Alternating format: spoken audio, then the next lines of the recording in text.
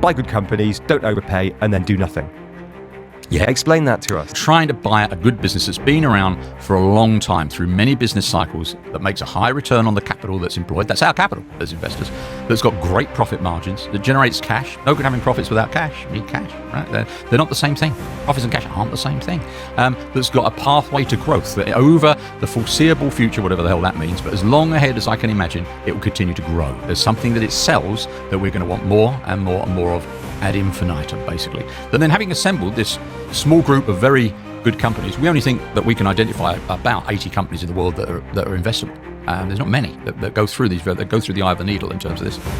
We do nothing, because why would you change anything at that point? It costs money to change things, and by and large, when I change things, I don't always get it right. The grass isn't always greener on the other side when I change things. Quite often it's not as green. So that's what we do. We try and identify those good companies, and I spent most of what I just said in reply talking about the good companies because it is the most important thing. Pernah dengar manajer investasi yang filosofinya cuma 3 langkah? Beli perusahaan bagus, jangan bayar terlalu mahal, lalu diam saja. Itulah Fundsmith, didirikan Terry Smith pada tahun 2010. Strateginya sederhana, tapi disiplin. Fokus ke bisnis yang marginnya tebal, punya pertumbuhan stabil, dan brand kuat. Portofolionya ramping, hanya sekitar 20-30 saham inti, tanpa coba tebak-tebakan pasar, tanpa jual beli panik. Hasilnya, sejak lahir, Fundsmith Equity Fund jadi salah satu reksadana dengan kinerja terbaik di Inggris.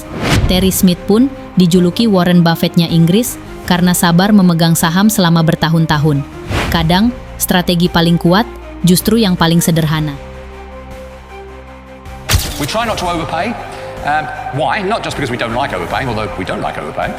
It's because we're trying to buy and hold. We're trying to hold the companies and let those wonderful returns that they generate compound in value for our investors. We can't knowingly overpay in the way that people are overpaying now, in my view, for things like the .com 2 companies, in the hope that a bigger fool will come along later and pay even more for it. We're not trying to buy something to sell it at a higher price later. Our ideal holding period is forever.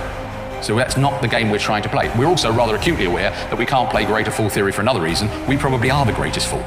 You know, I don't think we're clever enough to be able to play that game. Frankly, looking at the results of it, neither does anybody else. They just haven't figured that out yet.